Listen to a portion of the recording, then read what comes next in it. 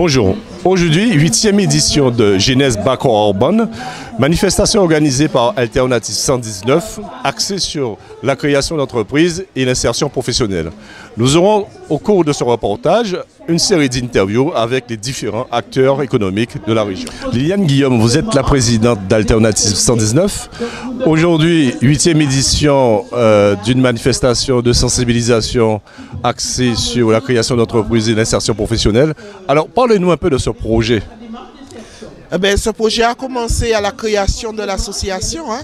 Nous avons dit que pouvons-nous faire pour nos jeunes et surtout sur la côte sous le vent où nous avons des problématiques de proximité avec Bimaro où il y a souvent des offres de formation, où l'emploi aussi est très rare sur la côte sous le vent. Donc nous avons dit qu'il faut faire quelque chose pour la côte sous le vent, faire venir les organismes sur notre territoire pour connaître ce qui se passe au niveau, pour que les jeunes ne puissent pas rester là à ne rien faire.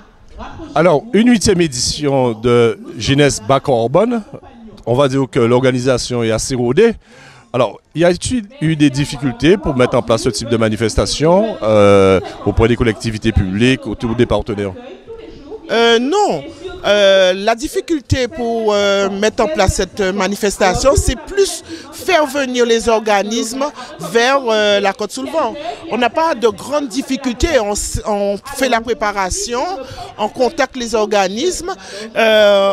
La municipalité nous accompagne, quelle que soit cette municipalité.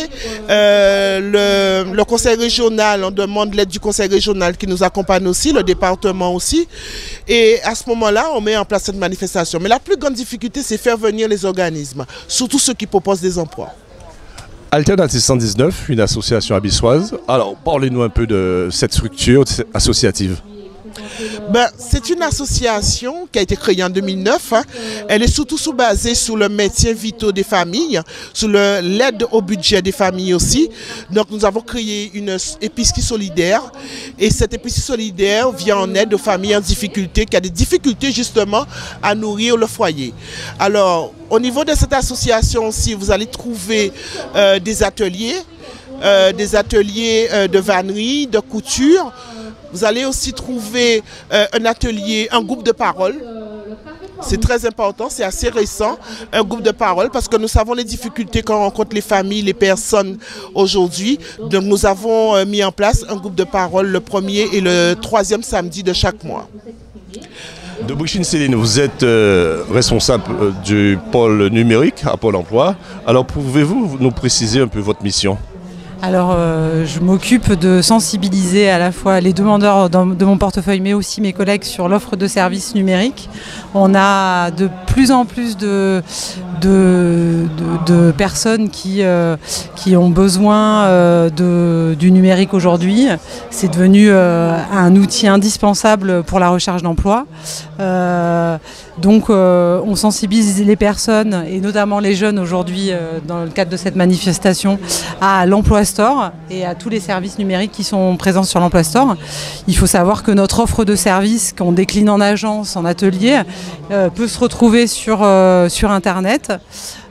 Sur le site de l'Emploi Store, c'est gratuit et donc il y a des ateliers qui vont vous aider à la fois sur le champ des CV, l'aide de motivation, simulation d'entretien d'embauche, mais aussi aider à travailler le projet professionnel. Donc il faut aller visiter l'Emploi Store, essayer, c'est l'adopter, et puis bien évidemment ne pas hésiter à venir nous voir aussi en agence pour qu'on vous accompagne sur l'appropriation de cet outil, parce que les conseillers sont là pour ça. Voilà. Natacha Bernard, bonjour. Bonjour. Vous êtes responsable du service création d'entreprise. Alors, précisez-nous un petit peu le rôle que vous jouez au sein de cette structure Pôle emploi. Merci, bonjour à tous. Donc effectivement, au Pôle emploi, donc on a les 20 conseillers à l'agence de Bouillante qui peuvent vous recevoir pour vous aider à vous orienter au niveau de la recherche d'emploi, mais aussi dans votre projet de création d'entreprise. Alors, on a des personnes qui sont un petit peu plus spécialisées, dont je fais partie, mais on est tous totalement compétents sur le champ de la création d'entreprise. Et en fonction de l'avancée du projet, de la création d'entreprise, si vous êtes en phase de réflexion, eh bien, on peut vous proposer des ateliers donc, pour fouiller l'idée du projet. Et puis être accompagné également donc, sur toute la réalisation du projet de création d'entreprise, donc être suivi par nos partenaires. Donc ça c'est une première chose au niveau de la création d'entreprise. Donc on est là pour vous aider dans les démarches jusqu'à de l'idée au projet. Et ensuite, bien sûr, quand l'entreprise est créée, vous êtes donc chef d'entreprise et dans ces cas-là, il peut y avoir donc le besoin donc de recruter du personnel. Et évidemment, donc Pôle Emploi est là aussi pour vous accompagner dans vos démarches de recrutement et trouver avec vous la personne qu'il vous faut pour votre entreprise, voir si elles peuvent vous faire bénéficier d'aide à l'embauche. Donc, de toutes les manières, Pôle Emploi reste un service de proximité où vous pouvez voir des conseillers tous les jours et également donc de manière numérisée vous pouvez aller sur le site pôle-emploi.fr, Emploi Store avec des applications pour vous aider à créer votre entreprise ou à calculer vos charges sociales. Donc voilà, tous nos services dématérialisés sont sur le net et nous avons même créé une page Facebook. Donc voilà, on est à votre disposition. À bientôt. Colombo Thierry, vous êtes directeur de la maison familiale rurale en Côte-sous-le-Vent. Alors, quel est l'objectif de cette structure? Bon, disons que la maison familiale est partenaire de l'association Alternative 119 depuis le début. Donc à ce titre, nous partageons dans l'esprit de la manifestation. Nos élèves sont toujours actifs et notre établissement aussi. Donc aujourd'hui, on est venu pour présenter notre structure, donc les formations que nous proposons, donc de la 4e au Bac Pro, singulièrement vieux habitants, mais on fait partie aussi d'un réseau, le réseau des maisons familiales avec 6 établissements, donc une MFR à Sainte-Rose, une MFR au Lamentin, une MFR à Petit Canal pour le moment, une MFR à Marie-Galante et une MFR à Bémao. Et tout ça, c'est chapeauté par une fédération. Donc aujourd'hui, nous, on est plus là pour présenter nos formations et ainsi que les autres. Hein. Donc on a 2 bacs pro, un bac pro service à la personne et au territoire et un bac pro technicien conseil-vente pour ce qui concerne la formation initiale. Pour le public, aujourd'hui, nous avons 3 formations en continu financées par la région Guadeloupe. Donc un CAP service en milieu rural, un CAP en agriculture des régions chaudes, ainsi qu'un brevet professionnel en transformation alimentaire. Voilà, nous sommes avec Christella, qui est en première année en brevet professionnel à l'URMA. Alors Christella, peux-tu nous parler un peu de ton stand? Donc alors nous avons un stand où nous présentons un petit peu tout ce que nous faisons. Donc on réalise des petites prestations coiffure, donc vous avez mes collègues derrière. Et donc on donne des conseils aussi pour ceux qui souhaitent avoir des coiffures professionnelles. Donc pour l'insertion, donc tout ça dans le cadre de l'insertion, puisqu'on sait que maintenant la coiffure compte aussi, la tenue professionnelle compte. Donc on voudrait que tous les aspects de la présentation soient représentés aujourd'hui. Donc voilà. Madame Pradel, vous êtes professeur de coiffure à l'URMA. Vous êtes aujourd'hui entourée de pas mal de jeunes filles. Hein? Alors ça se passe bien ce matin? Si, ce matin, ça se passe très bien. Donc, ce matin, nous avions répondu à l'appel de l'association Alternative 119 de vieux habitants.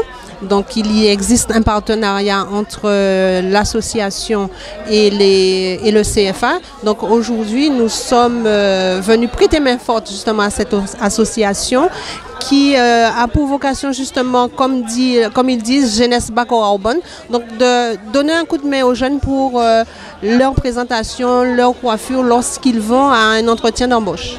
Voilà. Voilà, nous sommes avec Tamara et France-Lise, 2 jeunes étudiantes à l'URMA. Alors, France-Lise, comment se passe cette journée? Cette journée se passe super bien. Nous sommes venus présenter notre filière, c'est-à-dire nous sommes en BP coiffure première année au lycée de l'URMA à Saint-Claude, à Desmarais. Et voilà, ça se passe bien. Nous sommes là. Il fait un peu chaud, mais ça va.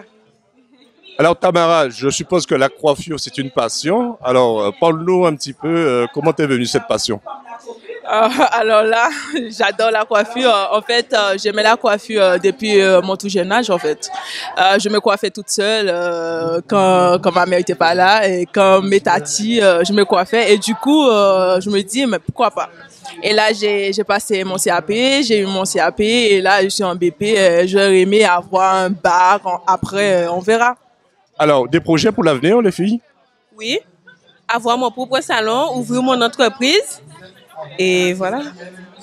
La même chose aussi. Je vais ouvrir mon entreprise et c'est pour ça, en ce moment, je passe le BP en fait. C'est pour ouvrir une entreprise après. Marion Chiffre, vous êtes chargée de mission d'insertion à Verte-Vallée. Alors, dites-nous un peu votre rôle aujourd'hui dans cette journée de sensibilisation. Bonjour, donc moi mon rôle aujourd'hui en fait c'est de prendre contact avec justement des jeunes puisque je suis sur un dispositif de Verte-Vallée. Le dispositif s'appelle Jeunesse en nous, richesse en nous. Nous accompagnons en fait pendant 4 mois des jeunes de 18 à 25 ans qui sont ni en emploi ni en formation et qui ont des difficultés. Donc pendant 4 mois, nous allons travailler leurs projets professionnels, nous allons travailler les problématiques sociales et nous allons élaborer ce projet avec eux. Ils auront en fait de la formation, mais ils auront un accompagnement aussi social. Ils auront des sorties pour découvrir des nouveaux métiers. Ils auront des sorties pour travailler leur culture aussi. Donc on a des sessions de musique avec les membres d'Akio. Là, on sort de 4 jours de bivouac au Lamentin, donc pour travailler la cohésion du groupe, pour travailler en fait son rôle dans un groupe et comment on se comporte, comment on établit des règles, comment on les respecte ensemble. Et au bout de 4 mois, le but est qu'ils sortent soit en formation, soit en emploi, soit avec un projet en fait. Vraiment le but c'est d'avoir un projet et pendant 4 mois de les accompagner, un accompagnement renforcé. Nous sommes 3 chargés d'insertion sociale et professionnelle à travailler sur ce dispositif spécifique de Verte-Vallée. Verte-Vallée est aussi porteur de chantiers d'insertion et est connu plus pour ses chantiers d'insertion. Et là c'est un dispositif à part. Donc moi aujourd'hui le but c'est de rencontrer aussi d'autres professionnels qui travaillent avec qui établir des partenariats pour accompagner ces jeunes, justement. Voilà. Jocelyn Lépante, vous êtes inspecteur départemental à la sécurité routière. 57 morts depuis le début de l'année, un bilan, on va dire, assez lourd. Alors, une petite analyse un petit peu sur vos actions de sensibilisation et de prévention. Oui, bien, notre action, bonjour, IDSR. Donc, ce qui est regrettable, malgré notre bonne action que nous avons eue en 2015, et nous déplorons plus de 57 décès sur nos routes. C'est que tout le monde en déplore, hein. Mais malheureusement, nous espérons tout de même l'an 2017 ce sera une année encore meilleure.